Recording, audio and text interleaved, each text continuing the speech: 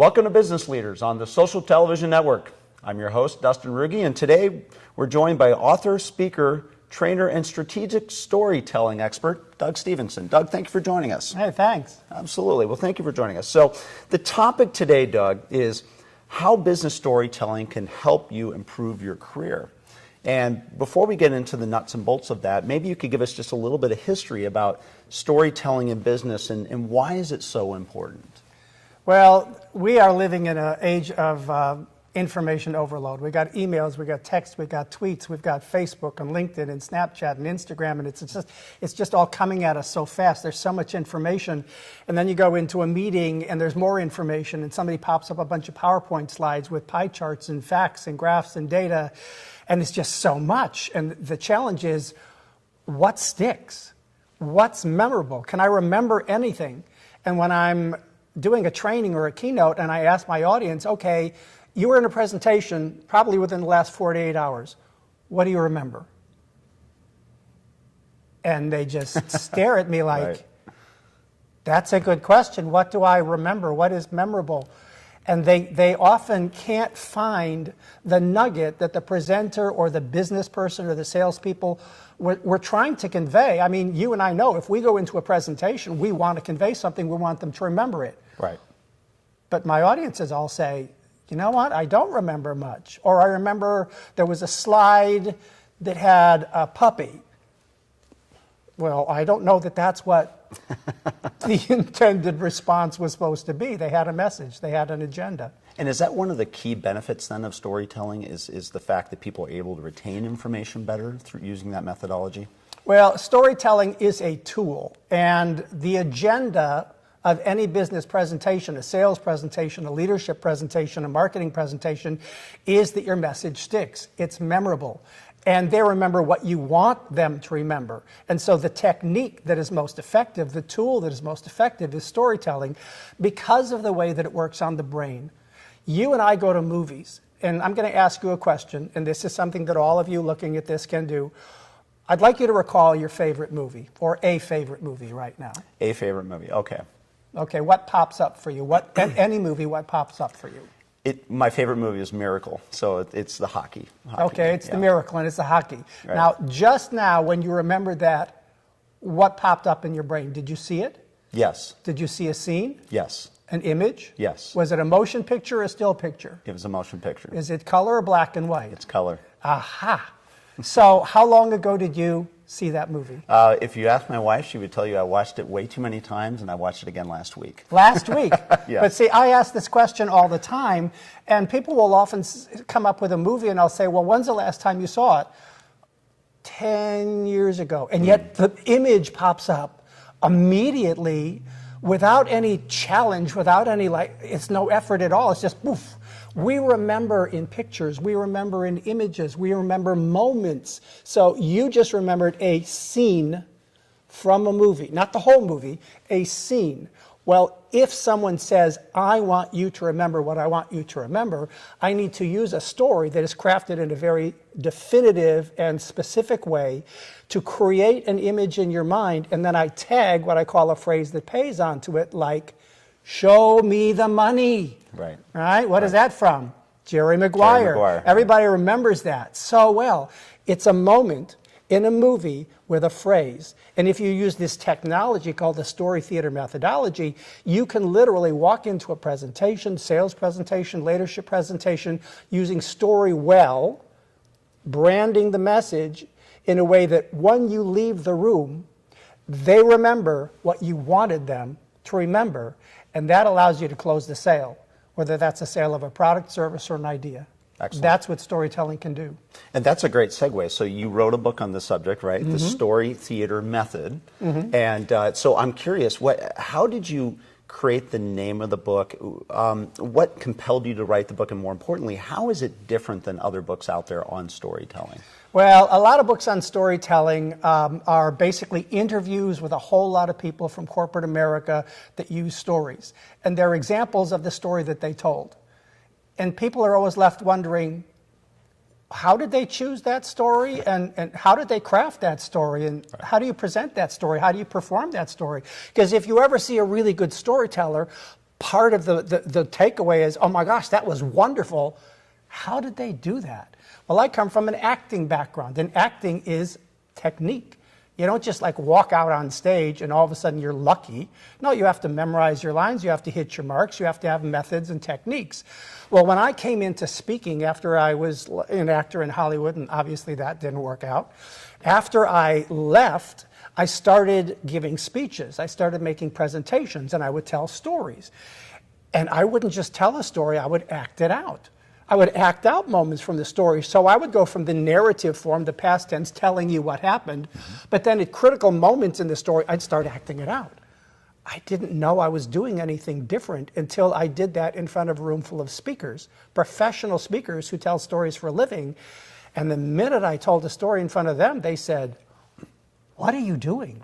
What is that? I've never seen that. Can you teach me how to do what you're doing?" Well, I started to realize I had created a hybrid: narrative storytelling, acting, narrative storytelling, acting. So I started to teach it, and obviously it became story theater because I combined business storytelling with a little bit of acting and a little bit of theater, and the techniques of specific story for specific point and branding. It has evolved from being all about the acting and the performance now in business to being the strategy. Why would you tell a story? Because I work with high tech. I work with pharma.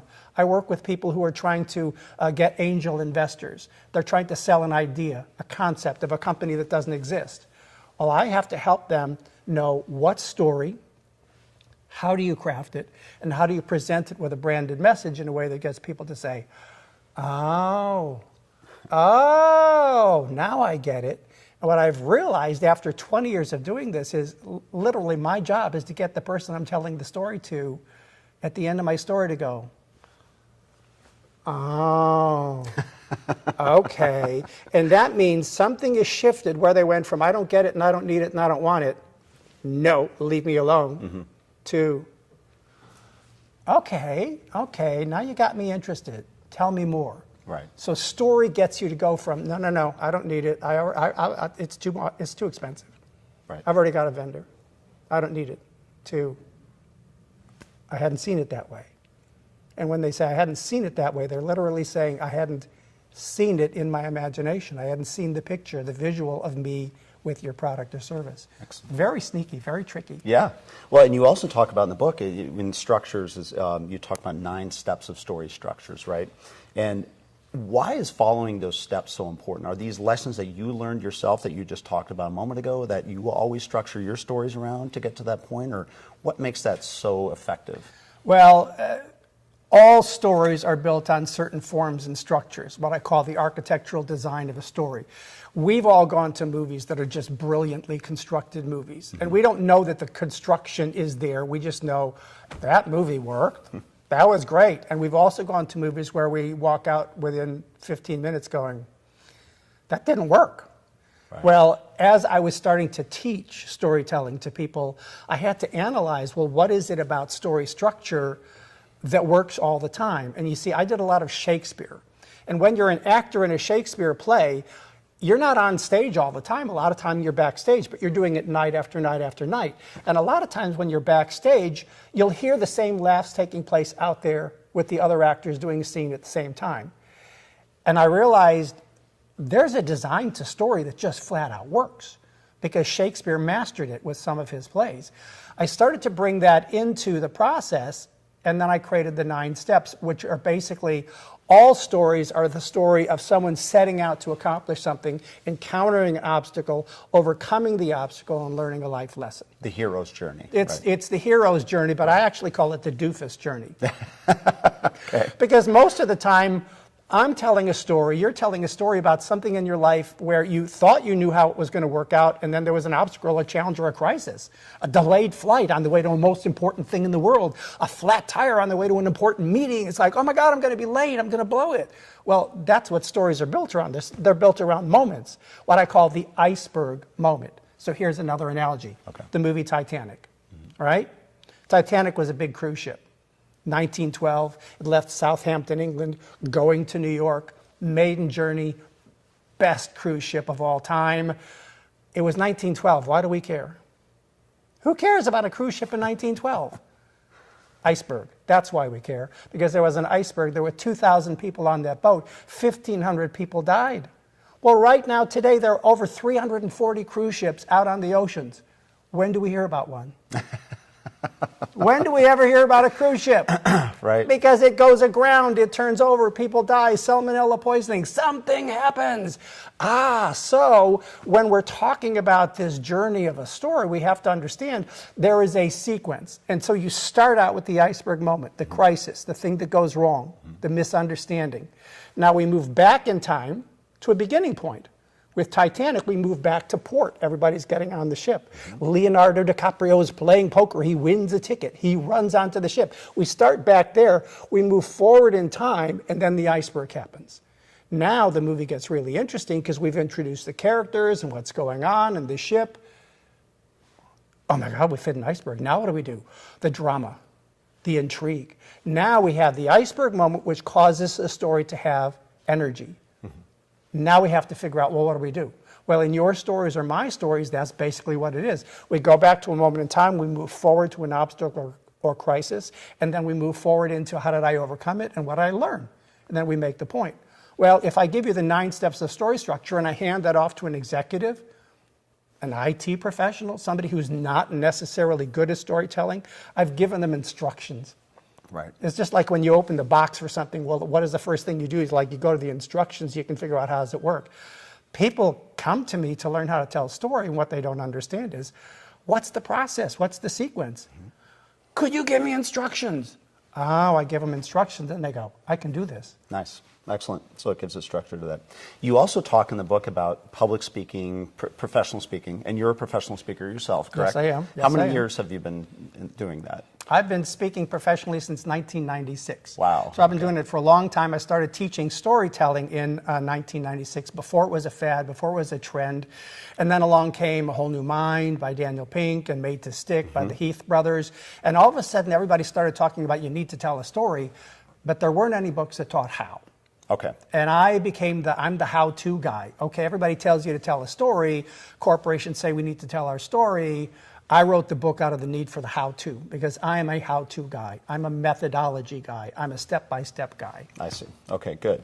So, and it's funny because when it comes to public speaking, and I publicly speak as well, you often hear about studies where people say that they're more scared of death than they are in public speaking, right? And sometimes I think that it's because people just don't know how to, much like stories, structure what they're doing in their speaking. So what do you think are some of the key elements that people don't understand when it comes to professional speaking that you try to hone in on when you work with people? Well, a lot of people, when they come into professional speaking, and I think the fear is, I'm supposed to be really smart.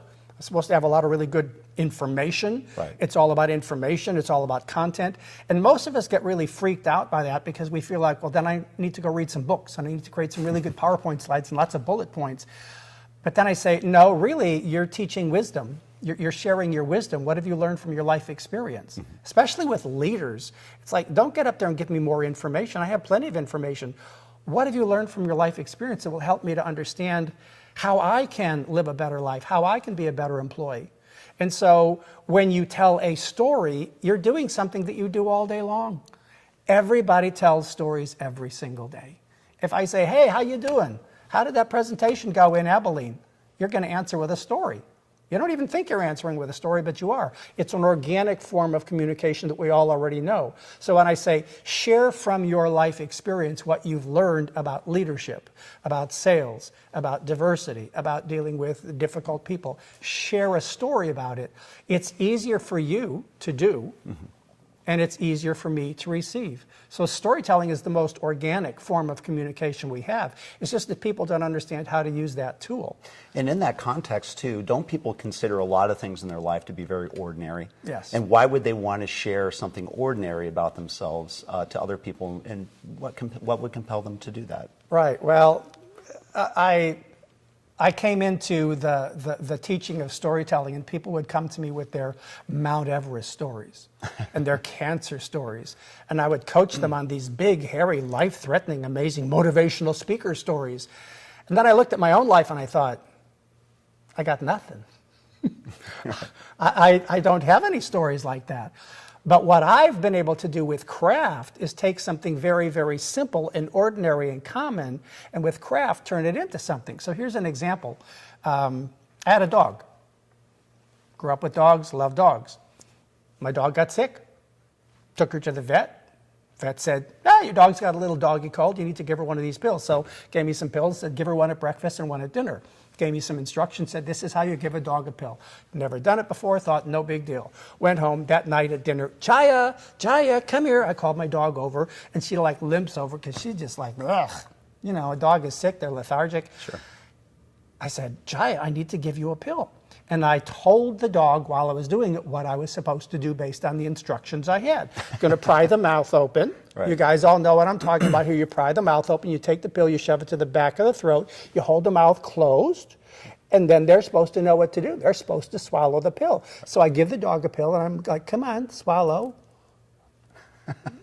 I can't tell if you're and I'm looking at her, and she's staring at me, and it's like, I don't know how this works. Does this work? Finally, after a minute, I think, well, I guess she must have swallowed it. I couldn't tell. I let go. She spits it up. Yuck. I went through 3 pills like this. Okay, so now I'm frustrated. I look at the clock. It's after dinner time. There's nobody at the vet. It's after hours. I'm thinking, who do I know that's got a dog? My friend John. I call up my friend John. John, Jaya won't take a pill. She keeps spitting it up, and she's really sick, and what do I do? And he says, do you have any peanut butter? Do I have any peanut butter? What does that got to do with giving a dog a pill? John, I'm trying to give her a pill. No, hide the pill in the peanut butter. Mm-hmm. Hide the pill in the peanut butter. What? He says, yeah, just take a little scoop and put it in your palm, put the pill inside of it, and hold it down, and she'll eat it. Right. So I thought, okay. All right. So I do what he says. I hide the pill in the peanut butter. I call her over. She eats the pill. What a great lesson. Hide the pill in the peanut butter. Oh my gosh. Oh my gosh. That's what I do when I go out and I work in business with IT companies and pharma companies. They've got way too much pill, way too much content, way too much information, not enough story. Story is what sticks. Right. I'm not telling them get rid of your content or your science or your math. What I'm saying is take just the right amount of that science or math and embed it inside a story of a customer, of a patient. What have I just done, Dustin? I've told you a story about giving a dog a pill. What has that got to do with climbing Mount Everest or something amazing? Right. It's ordinary, common stuff. Right. But because I'm a story guy and I see the world through the lens of story, I look at little things that happen all day long and I think, that was interesting. What is that? Oh, and then I finally work through it until I come up, oh, that's the thing, that's the story. That was the moment. She wouldn't take a pill. Overcoming the obstacle was figuring out how to do it. Hide the pill in the peanut butter is the branded phrase. Mm-hmm. Now, when I go out, I tell people what I'm going to help you do is hide the pill in the peanut butter. And you know what the response is from corporate? Oh my gosh, that's what we need. We got way too much pill, not enough peanut butter. It's a story, it's a metaphor, it's a call to action. This is craft, this is technique, this is story theater. Yeah. It's really cool. No, that's fantastic. In fact, it reminds me of books I've read about Abraham Lincoln, when he used to talk always in parables and stories to illustrate points. Yeah. And very effective at doing that. So let me ask you a quick question on the speaking side. So using the storytelling method, how can people use that to get more paid speaking engagements if that's what they want to do and be more effective at public speaking? Well, in order to get paid speaking engagements, you've got to have a product. Mm-hmm. Your stories are products, your speech is a product. You've got to have something to market and sell. So you have to be able to tell good stories because stories are what people buy. They literally are what people buy. When I began my speaking business, I had a story that was a Hollywood story about going streaking and getting arrested naked. Well, this was, I mean, you laugh because it's like, oh, tell me more. That sounds interesting. Well, I had crafted that story into something just amazing. It was a powerful piece of story. It was a little piece of theater. And I would market it and sell it and go out and give speeches and everybody go, oh, that streaking story is fabulous. That's amazing. Well, one day I got a call from a speakers bureau. I'd been trying to get to, represent me for years. And finally she said, that streaking story, that is gold. I can sell that. And that's when I realized she's talking about my story as if it's a product that she can sell. Mm-hmm. And that's when the penny dropped for me. It's like, oh, so if speakers have really amazing stories, that sets them apart in the marketplace. Because nobody's got your stories, Dustin. They're yours. They're from your life. They're your experience. They're your personality. They're your style. They're your life experience. They're your heart and soul and emotion. So a story, well crafted, is a marketing piece. It's a product, and you can market and sell it. I get hired because of my pill and the peanut butter story. People see that, and I say, so you were on my website? Yeah. What did you see on my website that caused you to pick up the phone? Oh, that thing about your dog and the pill? That's our problem. That nailed it right on the head. We've got too much pill, not enough peanut butter. Yeah. That works. Yeah. So it gets me hired to give speeches and presentations and training classes. It gets me coaching clients because people realize that story is a metaphor for the pain that they're experiencing. If you've got those kinds of stories, very strategically chosen, crafted, and developed, you can get hired. Excellent. Very good. Excellent. So you're also a trainer as well, right? You teach people on how to do these methodologies. First off, who benefits? Who do you see the most coming into your training sessions for these? Meaning, what types of business people, what industries are they from, things of that nature? Well, Microsoft wanted me to come and work with their sales directors, their regional sales directors, to help them motivate their sales forces. Okay. So in that case, it was leaders in sales. Now, when I went out to SAP, which is a software firm, I had a room full of IT professionals. Well, they're all left-brainers. They're all engineers. They're very techie brains. They don't know how to speak the language of the customer. They know how to speak the language of the technology. So they said, could you help us translate how we present the technology? Now, then I went out to ConAgra Foods out in Omaha, Nebraska. They said, we need you to help our high-potential future leaders get better at motivating and inspiring and influencing. So depending on where it is and what I'm doing, it's leaders in one organization who need to inspire and influence and persuade. It's salespeople in another environment that need to sell their product and service, direct B2B customers, sale, pharmaceutical, high tech, whatever. And so it's all these, one pharmaceutical company I worked with wanted me to work with their marketing teams for internal marketing presentations because they're competing internally for funds and staffing. All right. And so they said, we got 6 different teams competing for funds and staffing internally. Can you help them make better presentations to the board internally? Wow. So everywhere I go, they say, could you help this group, this cohort, this team do this? And so basically the methodology moves around depending on what the use is. Sure. But a drill is a drill, a hammer is a hammer. A story is a strategic communication tool, and it can be used for many different things. Yep. I just angle it and customize it and tweak it to that organization, that need. And along those needs, are there specific story types that you recommend for people when you're working with them in these workshops and training? Definitely. Now, when it's a leader, I want the leaders to be able to find the stories from their life that are the parables, that are the stories, that are the wisdom that they need to share to help their employees understand, why are we doing this change? Why are we moving headquarters? Why are we changing software systems? Why are we doing so? Stories are great for the why, for leaders. Why are we doing this, and what is this all about? Now, salespeople, I call my sales presentation, my sales technology, Aikido selling, because it's a martial art. Aikido is a martial art where you use the energy, the momentum of your competitor to neutralize and defeat them. So in a sales conversation, I teach people how to use a story that overcomes an objection, that neutralizes an objection that is meant to say, no, I don't want you, your price is too high, I'm already comfortable with the people I've got, we don't have a budget, this is gonna take too much bandwidth. I know what all the objections are. I go out there and I help them to understand in a sales situation, how do you listen for that objection or that question and overcome it with a story rather than facts, features, benefits, and data? Because facts, features, benefits, and data, everybody has. Sure. That's not a differentiating factor. And so in marketing, in sales, in fundraising, in high tech, in pharma, in manufacturing, it doesn't matter where I go. There's different kinds of stories. There's sales stories, there's motivational stories. It's all about influence and persuasion at the end of the day. Yep. It's really not about teaching storytelling. It's about teaching how to be more influential and persuasive. Right. And to get the result you want. Story is the tool. And you have mentioned that stories, you teach them a lot of times to help people overcome objections, but people will come into your training initially and have objections, right? I mean, you even talk about it in your book.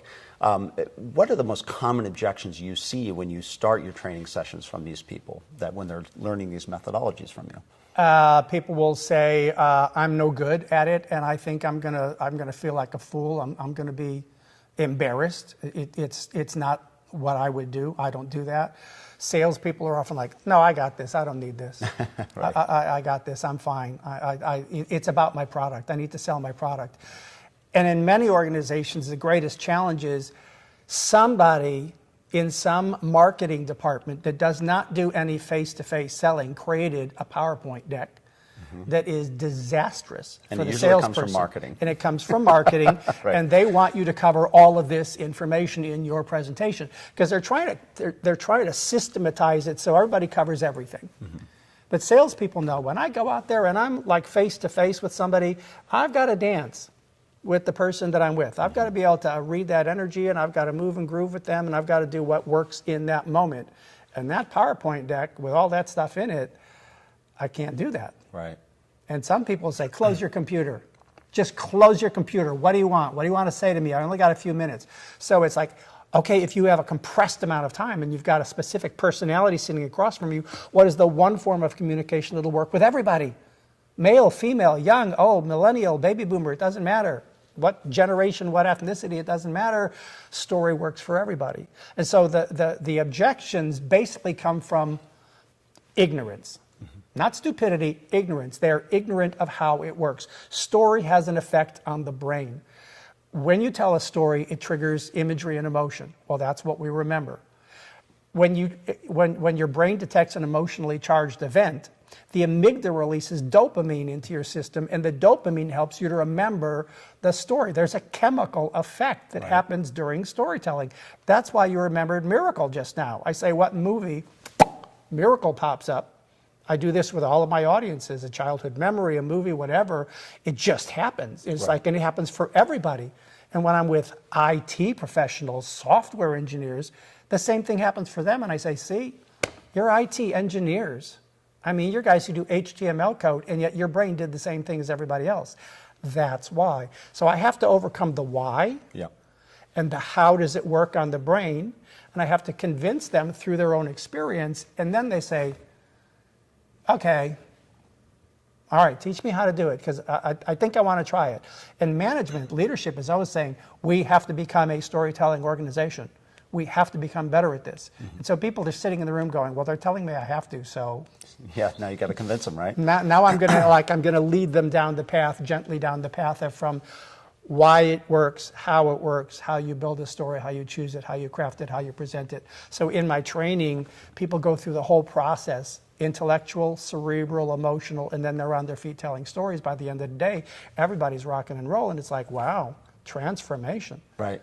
Now, is that training, usually a one-day process, or what do you typically see when you conduct these sessions with businesses? Some organizations say just come in for 2 or 3 hours, do a half day. More often than not, people say, can you do a whole day with our team, whatever cohort or team they want to work with. But some organizations really get into it and say, no, we want this to be a year-long process. We want you to come in and do a day to get it set. Now we want you to create coaching cohorts, virtual cohorts and different things online, and then come back and do another round and come back and do another round and work through all of our teams and all of our divisions all over the country or all over the world. And so it depends on the organization how seriously they want to take it, how deep they want to go. Storytelling isn't something that you learn how to do it and master it in one day. If it's new to you. It's not. It's just not. It's just like, I'm a runner. I know that I have to run a lot to learn how to be a good runner. I have to find my balance, I have to find my pace, I have to figure out how it works. Storytelling is like that. The more you do it, and the more you know about it, and the more you study it, the better you get. But it takes a while. Sure. So it's all these different forms. I do keynotes, I do half days, I do full days, I do multi-days, I do year-long contracts. Okay. All kinds of things. It's just a blast. And you also, because it's my bliss. You also professionally speak, correct? And I speak on storytelling. So when I'm doing a keynote, my keynote is on the power to persuade, the magic of story. It's a storytelling keynote. So I'm telling stories, I'm analyzing stories. Quite often when I do it, people walk away going, That was a value-added keynote. That was information, that was entertainment, that was education, that's what we needed. We needed somebody to plant the seed of storytelling, but not just be up there and telling. I used to tell stories and just be an amazing storyteller. I was a motivational speaker. I just told stories. And they were funny stories, and they were great stories, and people learned life lessons, but it was inspiring, motivational entertainment. Sure. And then I started teaching storytelling, and it's like, okay, it shifted away. Now they're instructional keynotes. Okay, good. I love to teach. Good, I excellent. love to teach. Good. So, Doug, if somebody wants to get a hold of you to line up you as a speaker or to have you come train their organization, what's the best way for them to be able to reach you? Well, my website is storytellinginbusiness.com. So storytelling-in-business.com. Okay. Because that's what people are looking for, storytelling in business, storytelling in a business context. Pretty intuitive. So storytelling-in-business.com is the best way. Okay. You can follow me on Facebook. You can follow me on LinkedIn. I have a Storytelling for Business study group, discussion group on LinkedIn. And so if you type Doug Stevenson into YouTube or into LinkedIn or into Facebook, I'm all over the place. Got videos up online that you can watch and study and learn more. Excellent. And if somebody wants a copy of your book as well, they can find that where? Well, it's easily found on Amazon and on Barnes & Noble. You can come to my website, but it's a lot easier to buy it on Amazon. Okay, of course. I don't mind that at all. Doug, thank you so much for being in here today. It's excellent you. information, very helpful. I appreciate it. Thank you. And thank you for watching. If you like this show or want to watch additional episodes, please like the Social Television Network on Facebook, Instagram, and Twitter, or subscribe on YouTube. I'm Dustin Ruge, and this is Business Leaders on the Social Television Network.